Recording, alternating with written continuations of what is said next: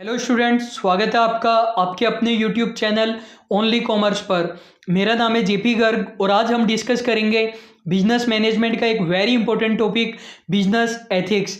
इसे business management का ही part माना जाता है और इस वीडियो में हम बिजनेस एथिक्स के सभी इंपॉर्टेंट कॉन्सेप्ट्स को डिस्कस करेंगे, उन कॉन्सेप्ट के एग्जांपल्स को डिस्कस करेंगे और आपके प्रीवियस ईयर एमसीक्यूज भी हम देखेंगे। टोटल 10 एमसीक्यूज अभी तक पूछे गए हैं दिसंबर 2009 से दिसंबर 2019 तक के एग्जाम के, उनको भी आज हम देखने वाले हैं। लेकिन इस टॉपिक को हमें समझना कैसा है, यदि हम एग्जाम को ध्यान में रखेंगे तो हमें ये टॉपिक कम समझ में आएगा। आपको ये मानकर ये टॉपिक समझना है कि हमारी लाइफ में काम में आएगा। यदि हम एथिक्स को समझेंगे तो ज़्यादा अच्छे इंसान हम बन पाएंगे। तो आपको इजीली ये टॉपिक समझ में आ जाएगा। एग्जाम में 10 में से 9 क्वेश्चन आपके डेफिनेटली करेक्ट होंगे यदि आप ये वीडियो पूरा देख लेते हैं। तो ये वीडियो काफ़ी ज़्यादा इंपॉर्टेंट होने वाला है और हमें लाइफ में भी काफ़ी कुछ सीखने को मिलने वाला है इस वीडियो से। तो सबसे पहले हम देखते हैं कि एथिक्स वर्ड की शुरुआत कहाँ से हुई। एथिक्स वर्ड एक ग्रीक वर्ड एथिकोस से आया और एथिकोस खुद ही किसी अदर ग्रीक वर्ड से आया, इथोस। तो कोई यदि आपसे पूछता है कि एथिक्स वर्ड कहाँ से आया, एथिकोस आपको बताना है, नहीं कि इथोस। एथिकोस ऑप्शन नहीं हो तो बात अलग है। इथोस का क्या मीनिंग होता है, कस्टम या फिर करेक्टर। तो शुरुआत में एथिक्स का मीनिंग किसी व्यक्ति के चरित्र या रीति रिवाज से लिया जाता था, लेकिन प्रेजेंट में एथिक्स का मीनिंग काफ़ी ज़्यादा ब्रॉड है। तो हमने देखा कि एथिक्स एथिकोस से आया और एथिकोस खुद किसी इथोस नाम के वर्ड से आया। कुछ लोग ये मानते हैं कि एथिक्स और लॉ सिमिलर होता है, यदि कोई काम लीगल है तो वो एथिकल है, इलीगल है तो अनएथिकल है, लेकिन ऐसा नहीं है। कुछ काम लीगल होते हुए भी अनएथिकल हो सकते हैं और इसका वाइस वर्सा हो सकता है। और ऐसा ही अदर कॉन्सेप्ट्स के साथ हो सकता है, रिलीजन, कल्चर, फीलिंग्स और साइंस के साथ। कुछ चीज़ें रिलीजन के अकॉर्डिंग सही हो सकती है, लेकिन हो सकता है कि वो एथिकल नहीं हो। कोई पर्सन हो सकता है कि रिलीजन को फॉलो ना करें फिर भी एथिक्स को फॉलो कर रहा हो। कल्चर के अकॉर्डिंग कुछ चीज़ें सही होंगी, लेकिन हो सकता है एथिक्स के अकॉर्डिंग सही नहीं हो। जनरली कोई ये मान लेता है कि यदि हम एथिकल बिहेवियर करेंगे तो अच्छा फील होगा और अनएथिकल करेंगे तो बुरा फील होगा। डेवलप्ड पर्सन के लिए तो ऐसा सही है, लेकिन कुछ लोग बिल्कुल बुरे लोग होते हैं, वो बुरा करते हैं तो उन्हें अच्छा फील होता है, थानोस के जैसे। और साइंस, नॉर्मेटिव साइंस भी यही बताती है कि क्या करना चाहिए, एथिक्स भी यही बताती है, लेकिन नॉर्मेटिव साइंस कुछ ही जगह पर लगती है, जबकि एथिक्स यूनिवर्सल होती है और हर सेक्टर में एथिक्स को अप्लाई किया जा सकता है। अब हम देखते हैं कि एथिक्स और बिजनेस एथिक्स का क्या मीनिंग होता है। एथिक्स कुछ प्रिंसिपल्स है, स्टैंडर्ड्स है जो बताते हैं कि गुड बिहेवियर क्या होगा। यदि हम उन प्रिंसिपल्स को फॉलो करेंगे तो हम गुड बिहेवियर कर पाएंगे, नहीं फॉलो करेंगे तो हमारा बिहेवियर गुड नहीं होगा। अब हम देखते हैं कि बिजनेस एथिक्स हम किसे कहेंगे। यदि हम एथिक्स को अप्लाई कर देते हैं बिजनेस में तो उसे हम बिजनेस एथिक्स कहेंगे। ये कह सकते हैं बिजनेस एथिक्स का मतलब वो एथिकल प्रिंसिपल्स, स्टैंडर्ड्स या कोड्स ऑफ कंडक्ट जो हमें बिजनेस में फॉलो करने चाहिए जब भी हम डीलिंग करें कस्टमर्स, डेटर, क्रेडिटर, गवर्नमेंट या अदर बिजनेस कम्युनिटी के साथ। अब हम एक क्वेश्चन देखते हैं, एक्सेप्टेड प्रिंसिपल्स ऑफ राइट और wrong governing the conduct of business people are called. उसे हम क्या कहेंगे, business values, ethics, principles, conduct. तो हमारा आंसर हो जाएगा बिजनेस एथिक्स। अब हम एक और क्वेश्चन देखते हैं, morally correct behaviour by business is discipline, ethics, social responsibility, none of the above. Ethics हमारा आंसर हो जाएगा। बिल्कुल आसान सा क्वेश्चन है। तो ये दोनों ही क्वेश्चन बिल्कुल आसान थे क्योंकि ये यूजीसी नेट में नहीं पूछे गए थे। अब हम जो टॉपिक डिस्कस कर रहे हैं, टाइप्स और कैटेगरीज ऑफ एथिकल थ्योरी, इसमें से यूजीसी नेट में क्वेश्चन पूछा गया है। अभी तक जो हमने 2 क्वेश्चन किए वो क्वेश्चन सभी स्टूडेंट कर सकते हैं यदि उन्होंने बिजनेस एथिक्स को पढ़ा है या नहीं पढ़ा है, लेकिन जो नेट में क्वेश्चन पूछा गया इस टॉपिक में से वो क्वेश्चन केवल वही स्टूडेंट कर सकता है जिसने बिजनेस एथिक्स पढ़ी हो। तो 3 प्रकार की थ्योरीज होती है, नॉर्मेटिव एथिक्स, मेटा एथिक्स और अप्लाइड एथिक्स। इन तीनों को ही हम समझते हैं। सबसे पहले हम समझते हैं नॉर्मेटिव एथिक्स। नॉर्मेटिव एथिक्स देखो क्या होती है, नाम से ही लग रहा है। नॉर्म का मतलब क्या होता है, नॉर्म का मतलब होता है कुछ रूल्स, रेगुलेशन, स्टैंडर्ड्स, कोड्स, ये हमारा नॉर्म का मतलब होता है। तो नॉर्मेटिव एथिक्स ये बताती है कि हमें किस प्रकार का आचरण करना चाहिए। तो नॉर्मेटिव एथिक्स हमें डायरेक्टली कुछ standards, codes of conduct, principles बताती है। यह एक प्रैक्टिकल अप्रोच है क्योंकि डायरेक्टली हमें बता रही है कि प्रैक्टिकल लाइफ में हमें कैसे काम करना है। आगे जाकर हम कुछ एथिकल अप्रोचेज पढ़ेंगे। टोटल 10 टाइप्स की एथिकल अप्रोचेज हम पढ़ने वाले हैं। उसमें से जो यूटिलिटेरियन, डियोंटोलॉजिकल और रिलीजन अप्रोच है उनको डायरेक्टली ही नॉर्मेटिव एथिक्स माना जाता है। डायरेक्टली एग्जाम में क्वेश्चन आता है कि यूटिलिटेरियन कौन सी अप्रोच है, तो वो नॉर्मेटिव एथिक्स कहा जाएगा। इसके अलावा जो बाकी की 7 अप्रोचेज हम पढ़ेंगे उनको भी वैसे नॉर्मेटिव एथिक्स ही माना जाता है, लेकिन इन 3 अप्रोच यूटिलिटेरियन, डियोंटोलॉजिकल और रिलीजन को तो डायरेक्टली नॉर्मेटिव ही माना जाता है। तो नॉर्मेटिव एथिक्स का मीनिंग आपको समझ में आ गया होगा। ये डायरेक्टली हमें स्टैंडर्ड्स बताती है कि हमें लाइफ में, प्रैक्टिकल लाइफ में कौन कौन से स्टैंडर्ड फॉलो करने चाहिए। फिर देखिए जो मेटा एथिक्स है वो मैं यहाँ स्लाइड में इंक्लूड करना भूल गया हूँ, तो मेटा एथिक्स को मैं आपको डायरेक्टली बता देता हूँ। देखो जो नॉर्मेटिव एथिक्स थी वो तो ये बताती थी कि हमें क्या करना चाहिए, जबकि जो मेटा एथिक्स है वो ये नहीं बताती कि हमें क्या करना चाहिए। वो ये बताती है कि नॉर्मेटिव एथिक्स ने जो प्रिंसिपल्स, स्टैंडर्ड तय किए हैं, नॉर्मेटिव एथिक्स जो हमें करने के लिए बोल रही है वो वास्तव में एथिकल है या नहीं है। कहीं ऐसा तो नहीं है कि किसी इंसान ने नॉर्मेटिव एथिक्स में कुछ प्रिंसिपल्स बना तो दिए और लोग उनको फॉलो किए जा रहे हैं। तो जो हमारी मेटा एथिक्स है वो चेक करती है कि वास्तव में वो एथिकल है भी या नहीं है, या उस प्रिंसिपल को वहाँ से हटाने की ज़रूरत है। जैसे पुराने ज़माने में कुछ लोग किसी चीज़ को एथिकल मानकर वो काम कर रहे थे, लेकिन बाद में लोगों ने बताया कि ये चीज़ एथिकल नहीं है, ये तो अनएथिकल है। तो उन चीज़ों को चेक करना मेटा एथिक्स कहलाता है। अब हम देखते हैं applied ethics. Applied ethics application के बारे में हमें बताती है कि जो नॉर्मेटिव एथिक्स के प्रिंसिपल्स हैं उन्हें हम किस तरीके से प्रैक्टिकल लाइफ में अप्लाई करें। देखो ऐसा तो है नहीं साइंस के जैसे कि नॉर्मेटिव एथिक्स ने प्रिंसिपल बना दिए और उन्हें हम आंख बंद करके फॉलो कर लेंगे। हमें देखना पड़ेगा कि उस प्रॉब्लम में वो प्रिंसिपल लग भी सकता है या नहीं लग सकता, और लग सकता है तो उसमें हम कुछ चेंज करें या नहीं करें। तो जो नॉर्मेटिव एथिक्स है वो तो हमें ये बताती है कि हमें क्या करना चाहिए। जो मेटा एथिक्स है वो ये बताती है कि ये काम करना एथिकल है भी या नहीं है। मेटा एथिक्स में एक वर्ड आप याद कर लेंगे, इन्वेस्टिगेशन या फिर स्टडी। तो जो मेटा एथिक्स है वो इन्वेस्टिगेशन करती है, स्टडी करती है नॉर्मेटिव एथिक्स के स्टैंडर्ड्स का। और अप्लाइड एथिक्स ये बताती है कि नॉर्मेटिव एथिक्स के प्रिंसिपल्स को हम अप्लाई करें या नहीं करें, और अप्लाई कर रहे हैं तो कुछ मॉडिफिकेशंस के साथ अप्लाई करें क्या। क्वेश्चन आया एग्जाम में, which of the following is related to the practical means of determining a moral course of action. Moral course of action को डिटरमाइन करने के लिए इनमें से प्रैक्टिकल मीन्स कौन सा है? Meta ethics, virtue ethics, normative ethics, applied ethics. तो यहाँ पर नॉर्मेटिव एथिक्स हमारा करेक्ट आंसर हो जाएगा। अब हम देखते हैं various types of ethical approaches. अभी जो हमने थ्योरी पढ़ी वो एथिकल थ्योरीज है, और अब हम जो 10 पॉइंट पढ़ने वाले हैं वो एथिकल अप्रोचेज हैं। आप चाहे तो इनको अदल बदल कर वर्ड भी काम में ले सकते हैं।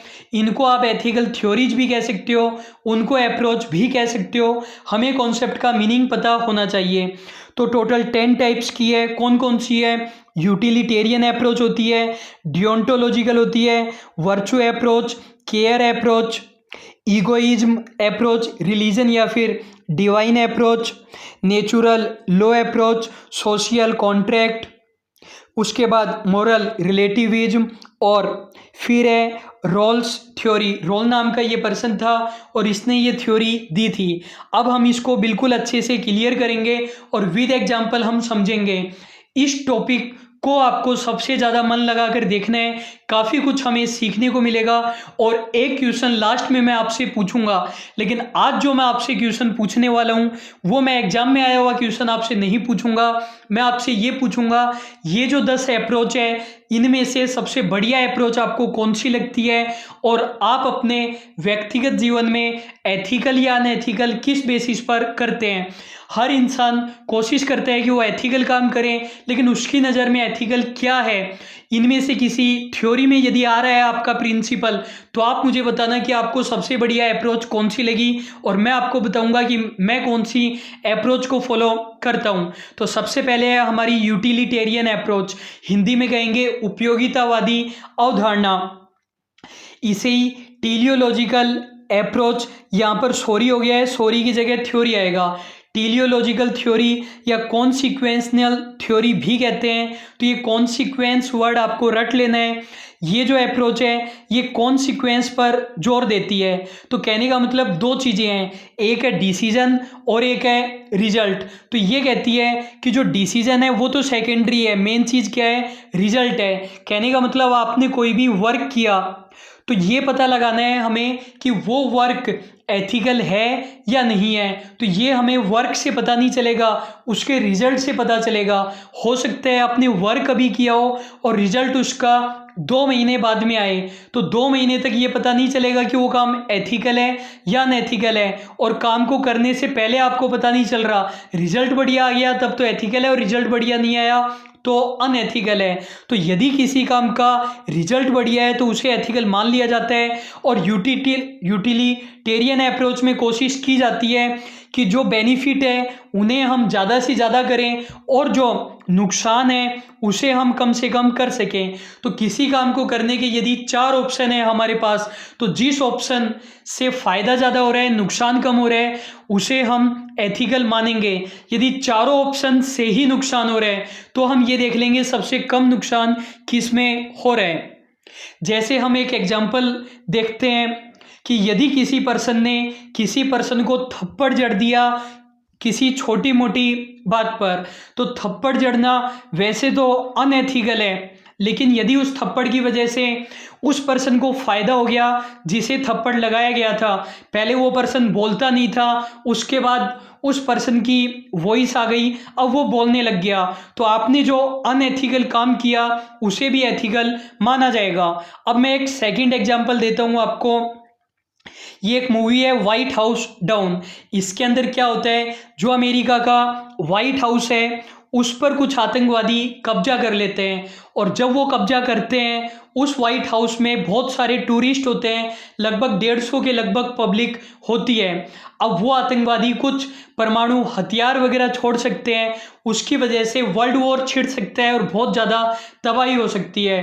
तो गवर्नमेंट या फिर हमारे हीरोज ये आइडिया बताते हैं कि हमें व्हाइट हाउस को उड़ाना पड़ेगा। अब आप जो डिसीजन ले रहे हो वो बिल्कुल गलत है, आप डायरेक्टली 150 लोगों की जान ले रहे हो, लेकिन यदि आप 150 लोगों की जान नहीं लोगे तो हो सकता है करोड़ों लोगों की जान चली जाए। एक और एग्जाम्पल बताता हूँ, देखो ये जो मैं एग्जाम्पल अब बताने वाला हूँ, ये ऐसी खबरें हैं मार्केट में, हो सकता है कि ये खबर सही नहीं हो। जैसे देखो कहा जा रहा है कि चाइना ने जो कोरोना केसेस बताए वो कम बताए, एक्चुअल में उससे बहुत ज़्यादा कोरोना केसेस थे। तो चाइना ने क्या किया, वहाँ पर बहुत ज़्यादा तानाशाही है। इंडिया में तो अभी शुरुआत है तानाशाही की, चाइना में बहुत पहले से ही तानाशाही है। तो चाइना ने क्या किया, जिन लोगों को कोरोना हुआ उनका मोबाइल वगैरह ऑफ कर दिया और उन लोगों को मार दिया गया, लिटरली उन लोगों को मार दिया गया। अब आप कहोगे कि ये एथिकल डिसीजन कैसे हुआ। देखो कई बार क्या होता है कि यदि बीमारी का इलाज नहीं है तो जिन लोगों में बीमारी फैल चुकी है उन्हें नष्ट करना पड़ सकता है। मुर्गी वगैरह के केस में आपने देखा होगा, या बर्ड फ्लू वगैरह हो जाता है तो उनको मारना पड़ता है। इंसानों वाला एग्जाम्पल शायद आपको अच्छा नहीं लगा होगा, लेकिन आपको पता नहीं है क्या क्या हो रहा है। तो यूटिलिटेरियन अप्रोच आपको बिल्कुल अच्छे से समझ में आ गया होगा। जो यूटिलिटेरियन अप्रोच है, देखो 2 चीज़ें होती है, एक होता है मीन्स और एक होता है एंड्स। मीन्स को हम कहते हैं साधन और एंड्स को हम कहते हैं साध्य। तो ये कहता है कि साधन आपका है पवित्र हो, कोई दिक्कत नहीं है, आपका साध्य पवित्र होना चाहिए। भगत सिंह वाला तरीका कि तरीका हम कुछ भी इस्तेमाल करें लेकिन रिजल्ट बढ़िया आना चाहिए। लेकिन गांधी जी वाले तरीके की बात करें तो उन्होंने बोला कि साधन और साध्य दोनों ही पवित्र होने चाहिए। यदि हमने अपवित्र साधनों का उपयोग करके स्वतंत्रता हासिल की तो हमें ऐसी आज़ादी नहीं चाहिए। फिर नेक्स्ट हमारी अप्रोच है डियोंटोलॉजिकल अप्रोच। तो देखो डियोंटोलॉजिकल अप्रोच क्या कहती है। डियोंटोलॉजी वर्ड आया कहाँ से, एक लैटिन वर्ड, एक ग्रीक वर्ड डियोन से आया, और डियोन का मतलब होता है ड्यूटी। तो डियोंटोलॉजिकल अप्रोच में ड्यूटी वर्ड आप लोगों को याद रखना है। और ये अप्रोच किसने दी, इमैनुअल कांत ने दी, इसलिए इस अप्रोच को कांतियन लॉजिक भी कहा जाता है, एथिकल फॉर्मेलिज्म, एथिकल एब्सोल्यूटिज्म भी कहा जाता है। एथिकल फॉर्मेलिज्म और एब्सोल्यूटिज्म क्यों कहा जाता है ये हम अभी देखेंगे। ये अप्रोच क्या कहती है, ये अप्रोच कहती है कि कुछ पर्सन की कुछ ड्यूटीज होती है। देखो हो सकता है हर पर्सन की ड्यूटी नहीं हो, लेकिन कुछ पर्सन की तो कुछ ड्यूटी होती ही है। जैसे एक जज की ड्यूटी है, एडवोकेट की ड्यूटी है, टीचर की है, पुलिस की है। तो हर पर्सन की या कुछ पर्सन की कुछ ड्यूटीज होती है और वो ड्यूटीज एब्सोल्यूट होती है। तो ये अप्रोच ये कहती है कि जब आप अपनी ड्यूटी परफॉर्म कर रहे हो तो आप ड्यूटी ये देखकर परफॉर्म मत करो कि उससे क्या कॉन्सिक्वेंस होगा, क्या इफेक्ट पड़ेगा। आप ये देख रहे हो कि अच्छा ड्यूटी परफॉर्म करने से ये प्रभाव पड़ेगा, तो अच्छा ड्यूटी को परफॉर्म नहीं करता हूँ या ड्यूटी में मॉडिफाई कर देता हूँ।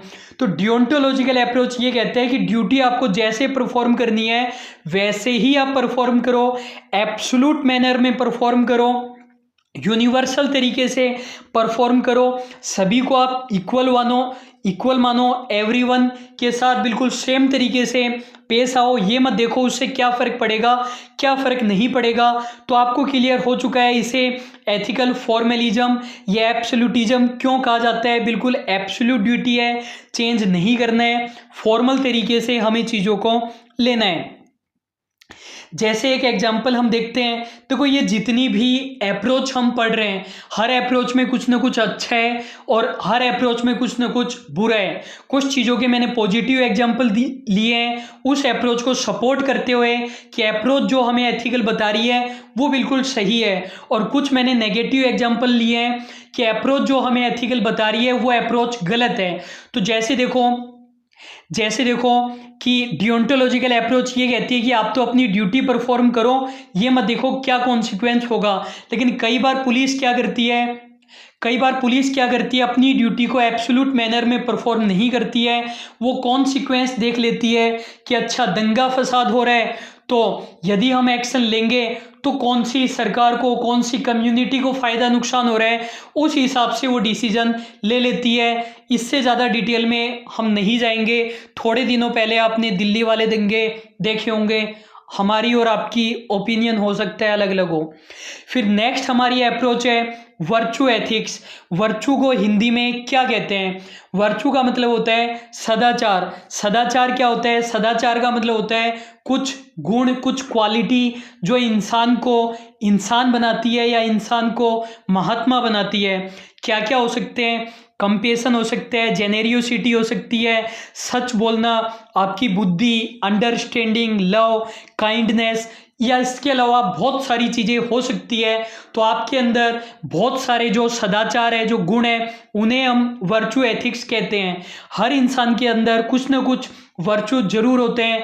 हो सकता है ये सारी चीज़ें आपके अंदर नहीं हो, आपको गुस्सा आता हो, लेकिन कुछ ना कुछ गुण तो आपके अंदर मिलेंगे ही। तो सबसे पहले तो आपको ये याद रखना है कि वर्चू अप्रोच किसने दी, एरिस्टोटल ने दी थी। एरिस्टोटल कौन था, एरिस्टोटल को हिंदी में कहते हैं अरस्तु, और ये सिकंदर के गुरु थे।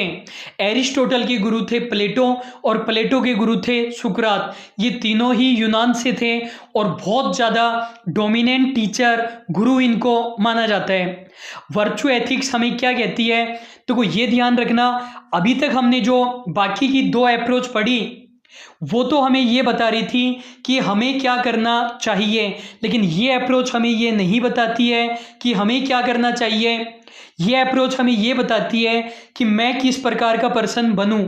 ये अप्रोच ये कहती है कि जब भी हम कोई काम करते हैं तो हम ये नहीं देखते कि उससे क्या फ़र्क पड़ेगा या फिर वो काम करना मेरी ड्यूटी है या नहीं है। हम जो भी काम करते हैं अपने नेचर के अकॉर्डिंग करते हैं।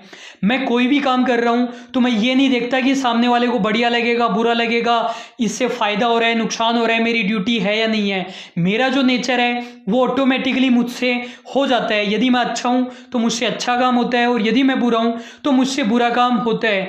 तो हमें फोकस केवल इस पर करना चाहिए कि मुझे किस प्रकार का पर्सन बनना है। कहने का मतलब वर्चूज खुद के अंदर ऐड हमें करते जाने हैं, नए नए गुण हमें खुद के अंदर ऐड करते जाने हैं, और जो ऑलरेडी हमारे पास गुण है वो गुण हमें नहीं छोड़ने हैं। जो ऑलरेडी वर्चूज है उन्हें हमें मेंटेन करना है, और कुछ नई चीज़ें भी हम ऐड कर लेंगे कि यदि हमारे अंदर गुस्सा ज़्यादा है तो उसे हम छोड़ दें।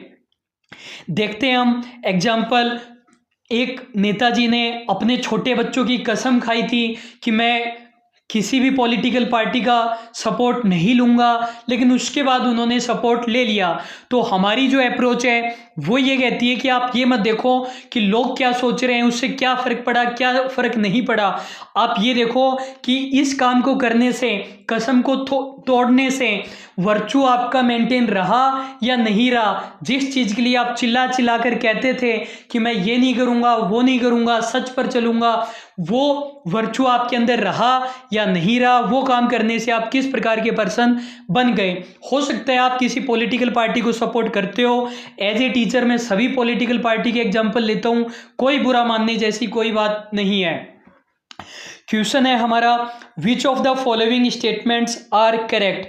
करेक्ट स्टेटमेंट हमें बताने हैं और इस तरीके से हमें ऑप्शन दिए गए हैं। तो बिल्कुल क्लियरली हमें पता होना चाहिए कि कौन कौन सी स्टेटमेंट करेक्ट है। कम से कम 2 स्टेटमेंट हमारे यहाँ पर करेक्ट है ऑप्शन के अकॉर्डिंग। इस वाले क्वेश्चन में थोड़ा सा कन्फ्यूजन है, तो बिल्कुल ध्यान से देखना। हर ऑप्शन के बाद हम देख लेंगे कि ये करेक्ट है या नहीं है। बिल्कुल ध्यान से देखना, कन्फ्यूजन इस क्वेश्चन में आंसर की गलत हो सकती है। तो करेक्ट स्टेटमेंट हमें पता लगाना है। स्टेटमेंट 1 हमें कहता है, virtue ethics is a form of ethical approach associated with Aristotle. Virtue ethics एक ऐसी एथिकल अप्रोच है जो एरिस्टोटल से रिलेटेड है, which stresses the importance of developing virtues principles, right character and pursuit of virtuous life। जो इस बात पर जोर देती है कि हमें वर्चुअस प्रिंसिपल्स को डेवलप करना चाहिए, राइट कैरेक्टर को डेवलप करना चाहिए, सदाचारपूर्ण जीवन जीना चाहिए। करेक्ट है या नहीं है? बिल्कुल करेक्ट है, इसमें तो कोई कन्फ्यूजन किसी को भी हो ही नहीं सकता। अब हम पहले 3 वाला देखते हैं। Deontological ethics is an ethical approach where rightness or wrongness of an action or decision is not judged to be based exclusively on consequence of that action or decision। तो क्वेश्चन हमारा ये कहता है कि जो डियोंटोलॉजिकल अप्रोच एक ऐसी ethical approach है जिसमें राइटनेस या रोंगनेस हम कॉन्सिक्वेंस पर बेस करके नहीं देखते हैं। करेक्ट है कि नहीं है? बिल्कुल सही है। डियोंटोलॉजिकल में हम ड्यूटी देखते हैं, इफेक्ट नहीं देखते हैं, तो ये भी हमारा करेक्ट है। कोई भी कंफ्यूजन नहीं होना चाहिए। अब देखो, utilitarian is an ethical approach where an action is right if and only if it conforms to the principle of utility. Utilitarian एक ऐसी एथिकल अप्रोच है जिसमें सही होना किस पर डिपेंड करेगा? यूटिलिटी पर डिपेंड करेगा। एक बार आप एक वर्ड भूल जाओ, ये मान लो कि मिनिमम नहीं लिखा हुआ है, ये मान लो आप, फिर हम इसके साथ देखेंगे। यूटिलिटेरियन अप्रोच एक ऐसी एथिकल अप्रोच है जिसमें सही होना डिपेंड करता है यूटिलिटी पर। Where utility pain and unhappy, where utility is maximised कर देते हैं हम मिनिमाइज्ड को। जहाँ पर यूटिलिटी को मैक्सिमाइज्ड किया जाता है और पेन और अनहैप्पीनेस को मिनिमाइज किया जाता है। अब करेक्ट है या नहीं है? बिल्कुल करेक्ट है। यूटिलिटी को हम मैक्सिमम करते हैं और पेन एंड अनहैप्पीनेस को हम मिनिमम करते हैं, तब तो हमारा फर्स्ट सेकंड थर्ड तीनों ही करेक्ट हो जाएंगे। लेकिन यहाँ पर लिखा हुआ है मिनिमाइज्ड, मतलब हम यूटिलिटी को मिनिमम करते हैं।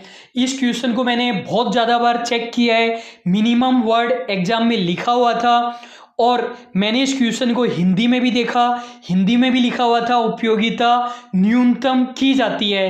तो यदि हम इस वर्ड को ध्यान में रखेंगे तो सेकंड स्टेटमेंट हमारा इनकरेक्ट हो जाएगा, तो हम फर्स्ट एंड थ्री को करेक्ट करेंगे और ऑप्शन कुछ अलग अलग बुक में अलग अलग दिए गए हैं। तो आई होप आपको बिल्कुल अच्छे से क्लियर हो गया होगा। यदि आपकी ओपिनियन कुछ अलग है तो आप लोग कमेंट बॉक्स में बता सकते हैं। अब हम नेक्स्ट हमारी अप्रोच देखते हैं, एथिक्स ऑफ केयर। ये जो अप्रोचेज है बिल्कुल छोटी छोटी और इजी अप्रोच है, इनमें हम ज़्यादा टाइम नहीं लगाएंगे। तो एथिक्स ऑफ केयर क्या कहती है कि जो लोग खुद अपनी केयर नहीं कर सकते उन लोगों की केयर करना एथिकल होता है।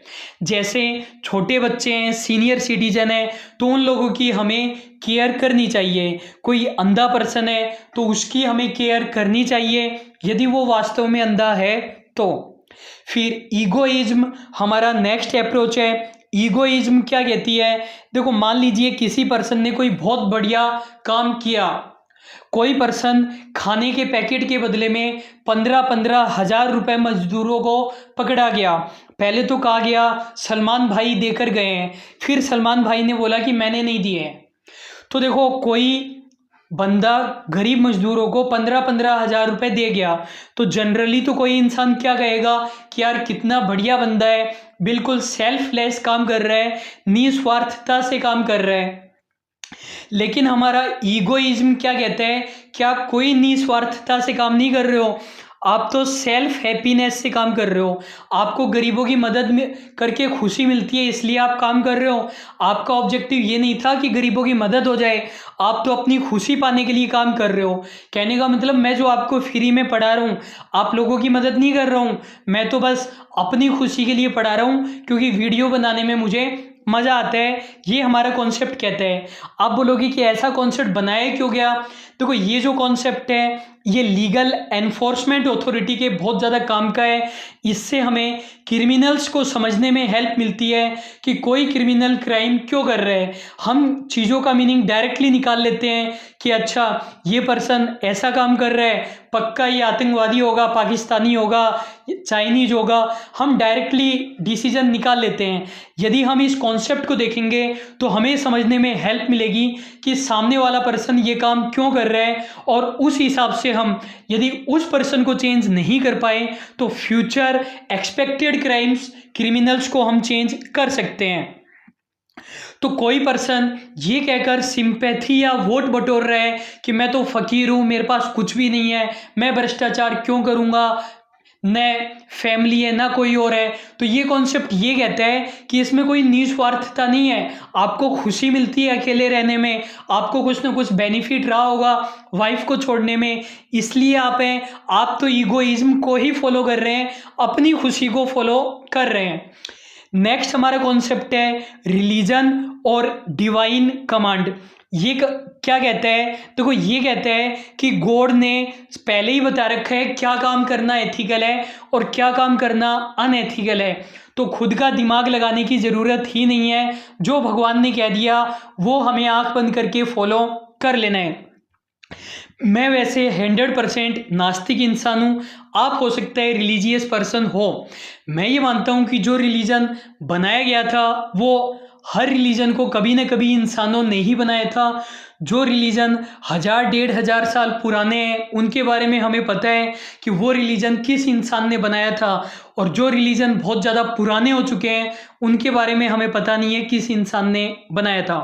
रिलीजन बनाने का पर्पज ही यही था कि जो सामान्य इंसान खुद का दिमाग नहीं लगा सकता कि क्या काम करना सही है क्या काम करना गलत है, उनको डायरेक्टली आप किताब पकड़ा दो, ग्रंथ पकड़ा दो, और उस ग्रंथ को वो फॉलो कर लेगा। उसको पता चल जाएगा क्या काम करना एथिकल है, क्या काम करना एथिकल नहीं है।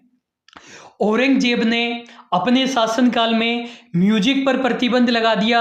उसने माना कि म्यूजिक तो हराम है, जबकि वो खुद बहुत अच्छी वीणा बजाता था।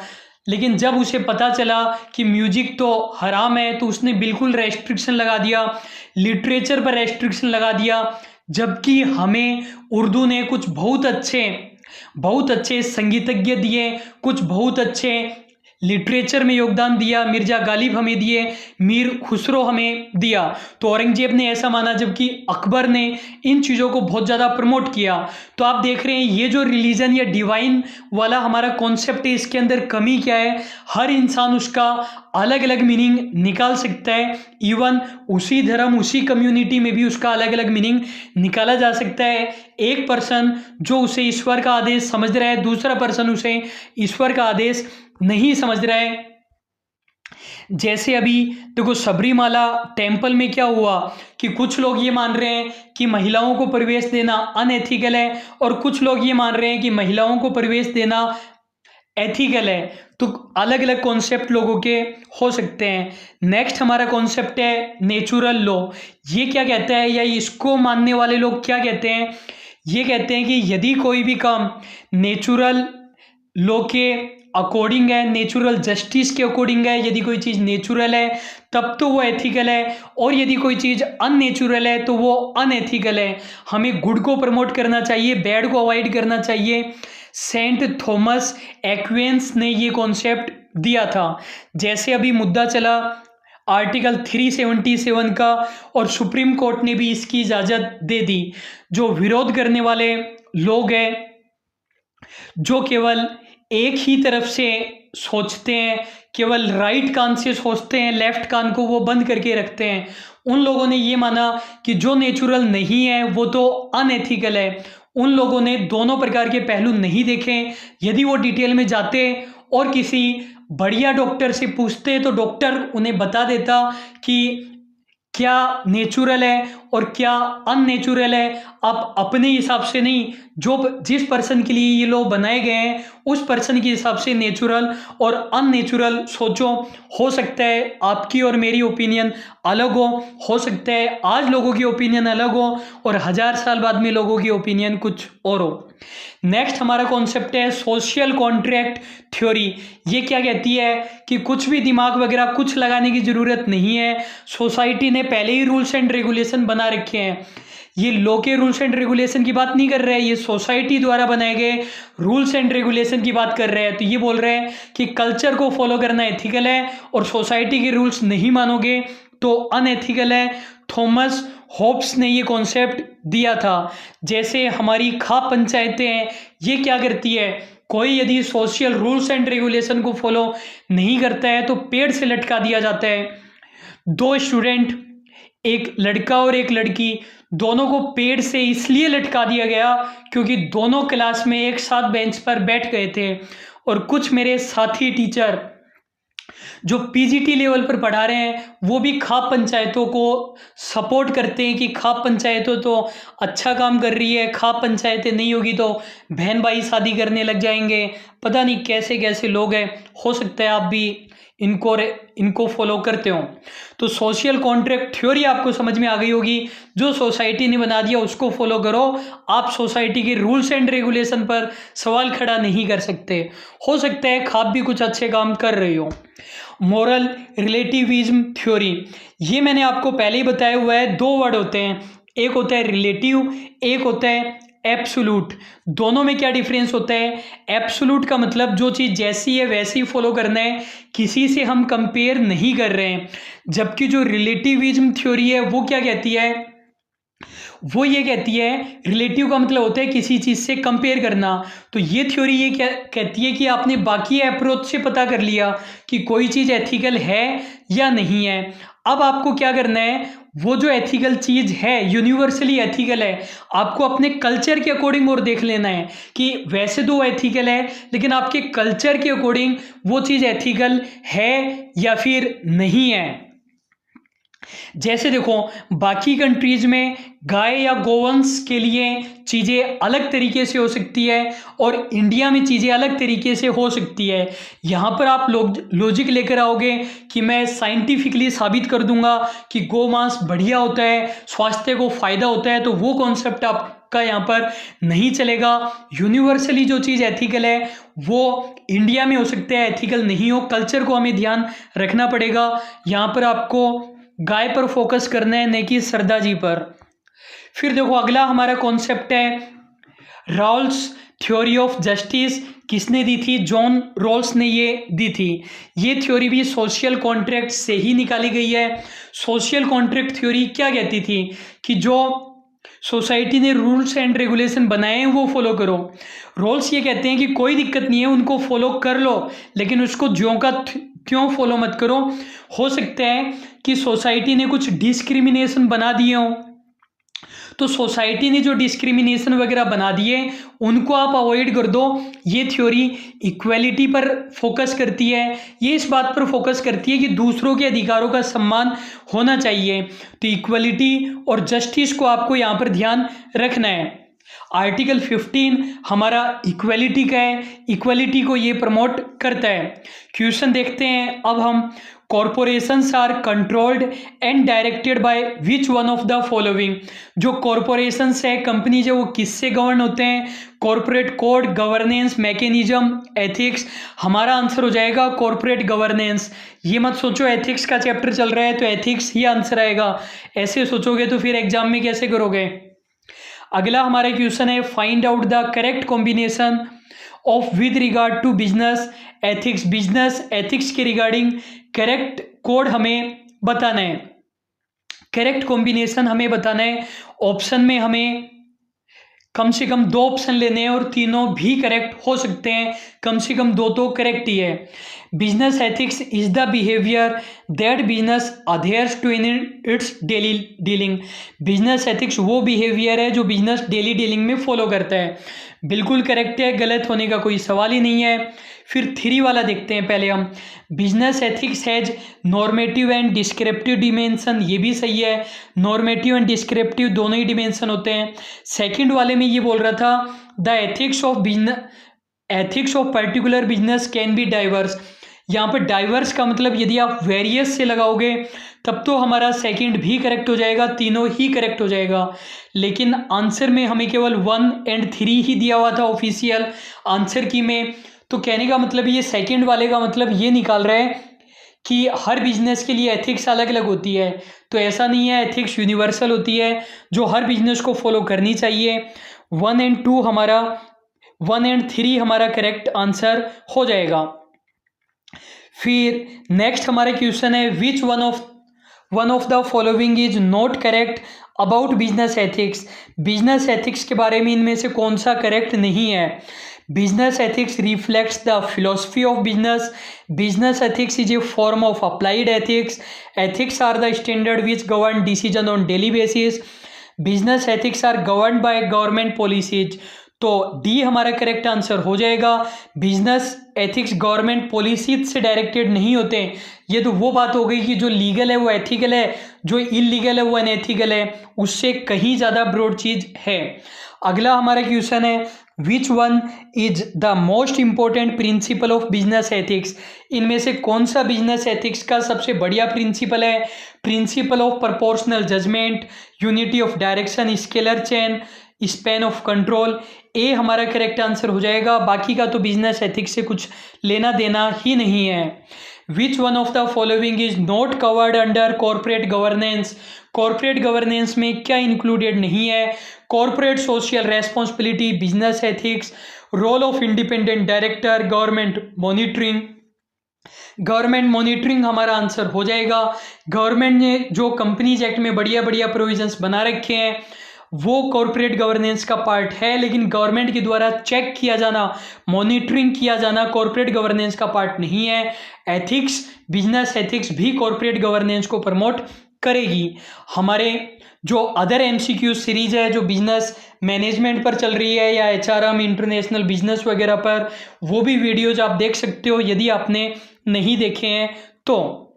नेक्स्ट हमारे क्वेश्चन है मैच द फॉलोइंग हमें करना है। लेफ्ट में हमें दे रखा है physical, monetary and industrial policy, social obligation toward several stakeholders, consumer, shareholder, supplier, creditor, CTC, moral principles that define right और रॉन्ग। और राइट साइड में हमें social responsibility, stakeholder, business ethics, economic policy दे रखा है। तो ए के अंदर इकोनॉमिक पॉलिसी आ जाएगा, social obligation toward several stakeholder के अंदर हमारा बिजनेस एथिक्स आ जाएगा, मतलब 3। फिर कंज्यूमर, शेयर होल्डर वगैरह में स्टेक होल्डर आ जाएगा 2। और लास्ट वाले में moral principal that define the right और रॉन्ग, इसके अंदर हम करेंगे बिजनेस एथिक्स। और जो सेकंड वाला था सोशल ऑब्लिगेशन, उसके अंदर हम कर देंगे 1 सोशल रेस्पॉन्सिबिलिटी। तो 4, 1, 2, 3 हमारा करेक्ट आंसर हो जाएगा। 4, 1, 2, 3 सी में हमें दे रखा है। तो स्टूडेंट आज की क्लास में बस इतना ही। यदि आपको वीडियो लेक्चर अच्छा लगा या आप चाहते हैं कि मैं डेली वीडियो लेक्चर लेकर आ पाऊँ तो वीडियो को लाइक कीजिए, ज़्यादा से ज़्यादा इसको शेयर कीजिए। और यदि चैनल अभी तक सब्सक्राइब नहीं किया है तो ज़रूर कर लीजिए। कमेंट बॉक्स में मैं जानना चाहूँगा कि आपकी नज़र में क्या काम करना एथिकल है, क्या अनएथिकल है। यदि आप इन 10 में से किसी कॉन्सेप्ट को फॉलो करते हैं तो वो, या आपने अपना कोई अप्रोच बना रखी है तो वो। अभी के लिए बस इतना ही। Thank you so much.